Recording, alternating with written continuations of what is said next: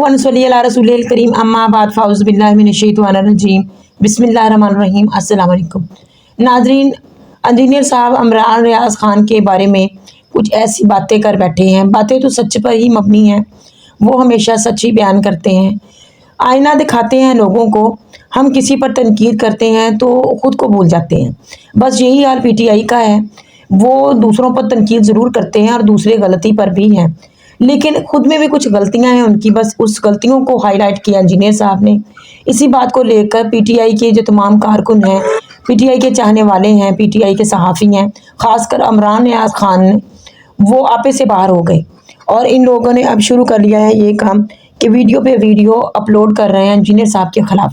Engineer साहब ने इमरान रियाज़ के इन बयानात का जवाब दिया, रिप्लाई किया उनको। आइए सबसे पहले ये वीडियो देखते हैं, इसके बारे में मज़ीद बात करते हैं। 5 इल्मी पॉइंट्स जो इसको मैं रिबटल करूंगा। 5 तो मैंने बताया कॉमन पॉइंट्स, अब 5 इल्मी पॉइंट्स रिबटल करने के लिए। नंबर 1, ये ट्रेंड खुद साख्ता था अपने पर्सनल गेंस के लिए या शैतान के हथे चढ़कर, क्योंकि वीडियो थी ये जुलाई 2024 की और इसे इन्होंने जोड़ा 26 नवंबर के वाकये के साथ। 26 नवंबर से 4 महीने पुरानी वीडियो थी और कहते हैं जी इंजीनियर साहब 2.0 बन के लॉन्च हुए एस्टैब्लिशमेंट की तरफ से। कौन कह रहे हैं? जो खुद तनख्वाहदार हैं। और जिसने ये वीडियो अपलोड की थी वो पता कौन है? नादिर बलोच, हमारे दोस्त हैं, सहाफी हैं। पहला क्लिप उन्होंने ट्वीट किया था, उससे इन सब लोगों ने व्लॉग बनाए। ये मुझे नहीं पता था। मैंने जब इमरान रियाज़ खान साहब से रब्ता किया तो उनके असिस्टेंट दोस्त जुनेद साहब जो है, जुनेद सलीम नहीं, एक और जुनेद, मैंने कहा मुझे वो क्लिप चाहिए। उन्होंने ढूंढ के मुझे वो क्लिप भेजा। फिर मैंने कंफर्म किया वाकई लोगों ने उसी क्लिप को चला के व्लॉग। मैंने सीधा फोन खड़काया नादिर बलोच को। मैंने कहा नादिर भाई ये आपने क्या हरकत की है? कहते हैं इंजीनियर साहब मेरे पास वो आया था, मैंने चढ़ा दिया। मैंने कहा उसमें देखा आपने 6 कटिंग है, सिर्फ एक तरफ की बात बयान हुई है, दूसरी तरफ की हुई नहीं हुई। कहते हैं हाँ। तो मैंने कहा आपका दिमाग नहीं काम किया, आपके पास मेरा नंबर सेव है, एक फोन कॉल पे मैं अवेलेबल था। कहते हैं इंजीनियर साहब मुझे माफ कर दें, माजरत, मैं पूरी वीडियो चढ़ाऊंगा और माजरत भी कर दूंगा। आजकल वो हम न्यूज में प्रोड्यूसर है। मैंने उनको ऑफर की कि आप आ जाएं अकेडमी। वैसे तो लोग हमसे पॉडकास्ट मांगते हैं, तो हमने लाइन में लगाए हुए, आपको मैं दे दूंगा, आके आप हमारे साथ बैठ के मुझसे ये बात कर सकते हैं। कहते हैं इंजीनियर साहब मैंने वो पूरी वीडियो 1.5 घंटे की देख ली है, ये इस तरह नहीं था, ये आपके साथ ज्यादती हुई है, मैं माजरत करता हूं। नादिर बलोच ने तो मुझसे की है माजरत, कम से कम मेरी को 4 दफा उसके बाद उनसे बात हो चुकी है। और मैंने उनको कई एक नसीहतें की कि आपने इस तरह नहीं बनना कि कभी आप एस्टैब्लिशमेंट के आलाकार बने और बाद में आपको ये नहीं छोड़ेंगे। कहते हैं इंजीनियर साहब हम आपकी इस नसीहत पे पहले से ही अमल कर रहे हैं, हमें भी इस बात का पता है।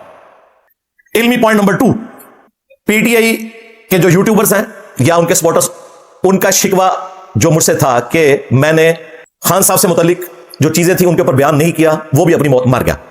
जाएं यूट्यूब पे जाके लिखें, 9 मई के ऊपर मेरी वीडियो रिकॉर्ड है। एक नहीं, उस रात कोई वीडियो आ गई थी, लाखों लोग देख चुके थे। जनरल आसिम मुनीर की तस्वीर के साथ मैंने कहा था कि अगर तुम फैज हमीद को और भाजपा को सजा नहीं दे सकते तो पीटीआई वालों को अंदर ना करना।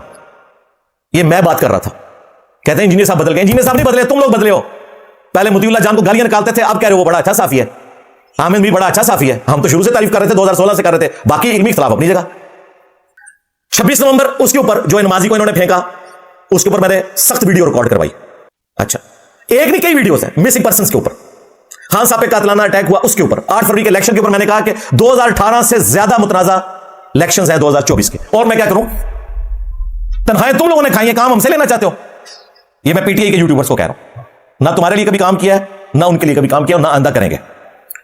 इल्मी पॉइंट नंबर 3, वो जो कटा हुआ क्लिप है जो नादिर भाई ने मुझसे माजरत कर ली कि मुझसे गलती से अपलोड हो गया और बाकी लोगों ने व्लॉग्स किए, वो टीसीएम के जो तलहा अहद भाई हैं उनके अपने ऑफिशियल चैनल पर रखा है। ऑलमोस्ट 1.25 लाख लोग उस वीडियो को देख चुके हैं। आप उसको खुद देखें, 1.5 घंटे की वो वीडियो है। उसमें जो क्रिटिकल पॉइंट्स हैं जो इन्होंने काट के वो वीडियो अपलोड की थी ना, मैं वो पॉइंट्स भी इसमें डिस्कस करूंगा। वो पूरी की पूरी वीडियो एस्टैब्लिशमेंट के खिलाफ थी। उसमें मैंने आसमा जहांगीर की तारीफ की है। आसमा जहांगीर वो औरत है, उसकी तारीफ करने से अयूब खान से लेकर ज़ियाउल हक से लेकर मुशर्रफ तक लोग अपनी कब्र में भी कांप उठते हैं, इतनी वो नफरत करते हैं आसमा जहांगीर से। हामिद मीर साहब की मैंने तारीफ की मिसिंग पर्सन के एतबार से, वो उन्होंने काट दी बीच में से। और मैंने टीएलबी को भी कहा कि ये भी एसेट है, कम से कम वोट के सिलसिले में आए हुए, इन्होंने हथियार नहीं उठाए हुए टीटीपी की तरह। मौलाना फजल रहमान साहब की उसमें तारीफ की हुई, जो आजकल इनके इमाम भी है। हाँ है ना इमाम। अचकजई की नकलें मुंह पे चादर फेर के कौन उतारता था कंटेनर के ऊपर? आज अचकजई साहब इमाम है, तो क्या अचकजई ने अपना किबला बदला है? नहीं, इन्होंने बदला। तो अच्छा चलो आप मानो कि उस वक्त अचकजई को जो ये कहते थे, किसके कहने पे कहते थे? सच सच बता दो, उसके ऊपर भी एक ट्वीट कर दो, बताओ सच सच किसके कहने पे तुम आलाकार बने हुए थे?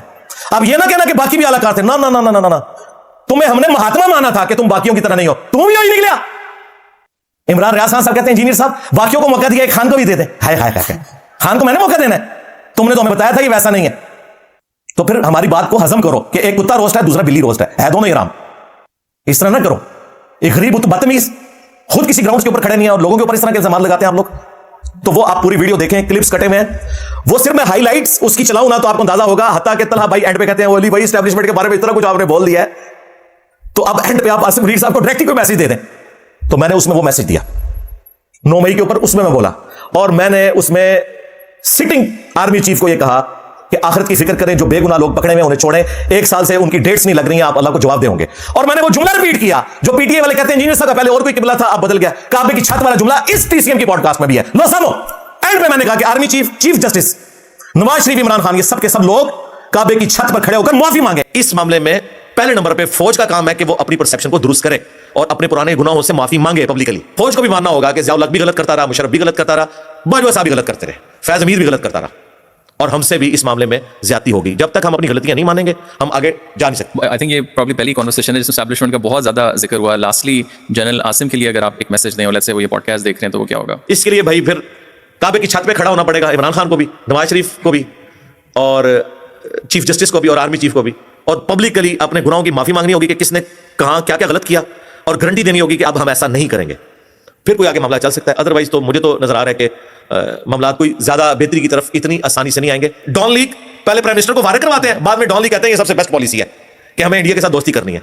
तो यार आप लोग मुखलिस नहीं। गांधी साहब हमारे उस्ताद हैं, हमें उनसे अकायद में इख्तिलाफ है, लेकिन उनकी एक बात बहुत अच्छी है कि अगर हमने इखलास के साथ कोई भी सिस्टम यहां पे नाफिज कर दिया होता, इस्लामिक नॉन इस्लामिक जो भी दुनिया में, इखलास के साथ उसके प्रिंसिपल को फॉलो करते ना, तो आज हमारी हालत ना होती। इमरान रियाज खान साहब कहते हैं इंजीनियर साहब ने सिर्फ खान साहब से माफी मंगवाई है। झूठ बोला है तुमने, उसी पॉडकास्ट में मैंने सबसे माफी मांगने का कहा है।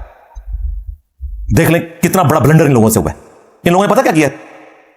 जिस तरह कोई यहूदी मुझे आके कहना कि इंजीनियर साहब आपके कुरान को हम क्या पढ़ें, कुरान हकीम में तो तुम्हारे रब ने हमें फिटकारे हुए बंदर कहा है। आज की डेट में डिजिटल बंदर नई टर्म ले जाओ, फिटकारे हुए बंदर, ज़ाहिर भी फिटकारे गए ना, पहले तो 5th जनरेशन वार लड़ रहे थे, अब इनके खिलाफ डिजिटल दहशतगर्दी होगी। यहूदी अगर मुझसे कोई आके बात करे तो मैं उससे क्या कहूंगा? रुको जरा, सब्र करो, आ जाओ बताते हैं। मैं ये नहीं बताऊंगा कि ये उसमें सिर्फ लिखा हुआ है, मैं उसे बताऊंगा भाई कुरान में ये लिखा हुआ है वाकई जो तुम कह रहे हो। कुल्ना लहुम कूनू क़िरदतन खासिईन, हमने फरमाया कि तुम फिटकारे हुए बंदर बन जाओ, यानी डिजिटल बंदर। लेकिन ये तस्वीर का एक रुख है, क्योंकि असहाबे सब्त थे ये, जिन्होंने मछली के शिकार के बारे में हद से तजावुज किया, उनको अल्लाह ने बंदर बनाया था। तस्वीर का दूसरा रुख ये है, या बनी इस्राईल उज़कुरू निअमती अल्लती अनअमतु अलैकुम व अन्नी फद्दलतुकुम अलल आलमीन। ऐ औलादे याकूब बनी इस्राईल, याद करो मेरे उस एहसान को जो मैंने तुम पर किया, तुम्हें तमाम जहान वालों पर फजीलत दी थी। तो मैं कहूंगा कि डिजिटल बंदरों, यहूदियों, किसी जमाने में तुम अल्लाह के लाडले थे। सूरतुल बकरा में 2 दफा ये आयत आई है, लेकिन जब तुमने नाफरमानी की फिर तुम डिजिटल बंदर बन गए, फिटकारे हुए बंदर। तो ये बात कंप्लीट होगी ना। अब पॉडकास्ट में से एक क्लिप काटा और ट्रेंड चला दिया, दूसरी बात काटी नहीं। कुरान हकीम में से भी मैं एक क्लिप काटूं, कुल्ना लहुम कूनू क़िरदतन खासिईन, और यहूदियों के खिलाफ क्लिप चढ़ा दूं? नहीं, दूसरा भी है, व अन्नी फद्दलतुकुम अलल आलमीन। ये मैंने छोटी सी मिसाल दी आपको पता है ना, मैं तुम दस है कि बनु उमय्या दी चालां जितने खत्म होती है, उसमें मेरी अकल स्टार्ट होती है। मैं और भी मिसाल दे सकता, लेकिन एक ही इज़्म कर लो ना, काफी है इंशाल्लाह। इल्मी पॉइंट नंबर 4 वो है सोशल मीडिया जो गाइडेड लोग हैं इनके, उन्होंने 5 बड़ी चीजें मेरी इसमें पकड़ी हैं, और वो भी डिसीव होने की वजह से जो इमरान रियाज खान साहब ने अपलोड की, बाकी तो सारी फजूल है, उनको खुद ही पता चल गया कि फजूल है। 5 कौन सी थी? नंबर 1, उन्होंने कहा काबे की छत वाला बयान जो है वो पुराना था, बनाया, तो अब पता चल गया टीसीएम की पॉडकास्ट में भी काबे की छत वाला बयान है, ये झूठ पकड़ा गया। नाजरीन, आपने इंजीनियर साहब के जो तमाम उन्होंने पॉइंट सामने रखे वो सुने। अब वो तो हकीकत को बयान करते हैं, चाहे वो फौज हो, चाहे वो पीटीआई हो, या फिर ये नून लीग हो। कहने का उनका मकसद सिर्फ ये होता है कि हर बंदा कोई ना कोई अपना मफाद ज़रूर रखता है, कहीं ना कहीं गलती करता है। वही बातें जो वो अपने लिए जायज़ समझता है जब दूसरे करते हैं तो उसके लिए नाजायज़ हो जाती हैं। मकसद सिर्फ ये है कि हमें हमेशा अच्छी और हक़ की बात करनी चाहिए, हमेशा साफ़ नीयत के साथ चलना चाहिए। अगर एक चीज़ हमारे लिए गलत है तो वो सबके लिए गलत है, और अगर हमारे लिए जायज़ है तो वो सबके लिए जायज़ है। जब हम उस सीट पर होते हैं तो वो चीज़ें हमारे लिए ठीक होती हैं, लेकिन जब दूसरा उस सीट पर बैठकर वही बातें करता है, वही काम करता है, तो ये लोग कहते हैं कि ये हराम है और ये गलत कर रहा है। बस वो आवाम की आंखें जिस तरह से बाबों के मतलब उन्होंने खोली हैं और लोगों को गुमराही के रास्ते से बचा रहे हैं, इसी तरह से वो ये जो हुकूमत है, सियासत है, इन लोगों के बारे में भी लोगों को बता रहे हैं कि ये लोग भी इस जगह पर गलती पर हैं। यही उनका कसूर है जो लोग अब उनसे माफ़ी मंगवाने पर उतरे हुए हैं। आपका इस बारे में क्या ख्याल है, कमेंट्स में ज़रूर बताइएगा। अल्लाह पाक हम सबको अपने अहकामात पर चलने की तौफीक अता फरमाए। आमीन। अस्सलाम वालेकुम।